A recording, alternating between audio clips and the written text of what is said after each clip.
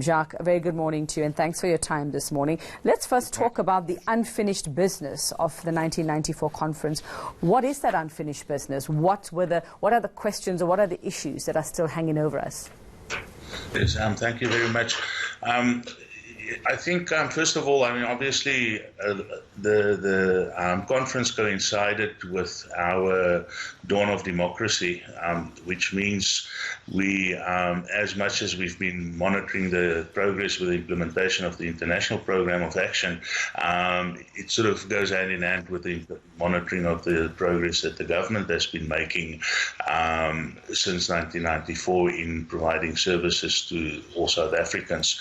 So the conference holds a special significance for us. I think when one considers what progress has been achieved, one on the one hand obviously considered what has implemented, but also one has to consider what are the changes that have occurred in South Africa's population over the past 25 years. 25 years ago, we were a young population, with the largest proportion of our population being children. As a consequence of the fact that we achieved universal access to primary education and virtual universal access to secondary education, the improvements in the health system, etc., our fertility rate, which is basically the number of children born per woman, has declined over the past 25 years, which led to a sort of population structure change, which basically means that our large growing population is not children anymore. But the segment of the population that is growing very fast at the moment is the youth population, those who were born between 15 and 25 years ago, which in essence, therefore, on the one hand, we've done fantastically well to roll out the child support grant, which contributes to improving prospects for schooling and a better quality of healthy life for children. But we are now experiencing the entrance of very large numbers of young people, plus minus 1 million every year, into the later years of secondary education, into tertiary education, and most of them start seeking employment.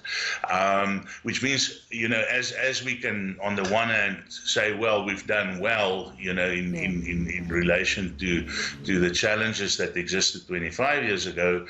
At the same time, new challenges are emerging because of those successes, and that is obviously where attention should be focused now. Now, Jacques, at the time, reproductive health and gender equality were highlighted as what especially needed some attention. What about reproductive health are we talking about? Because on the one hand, we have all the anger, especially, for example, the latest example, what's happening in the US and the abortion issues there. And then you speak of fertility or infertility, which is what we've seen happen over the past 25 years, becoming more difficult for people to actually have children. So what specifically about that, about reproductive health, are we wanting to delve into? Yes. Yeah. Our Constitution, because our Constitution recognizes gender equality as well as freedom from discrimination on the basis of sexual orientation, etc., and because of the fact that reproductive health services, which is inclusive to access to abortion services, have been entrenched in our society, we've been able to make more services available to people. At the same time, we've noticed in the latest South African Demographic and Health Survey that was released last year that over the past almost 20 years, there's been a very limited increase in the utilization of reproductive health services, particularly by women.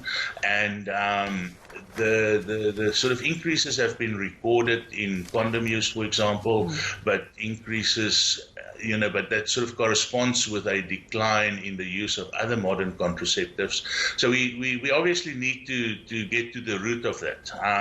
One probably needs to do much better in the implementation of the sexuality education curriculum that is part of the life orientation curriculum in school, so that young women are more aware of what services there are and their right to access such services.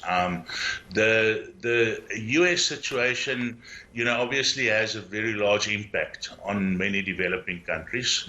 For us, the most important lesson to learn from the US situation, and the fact that, a change in the president in a country that is very far from us, can have an impact on services to our people.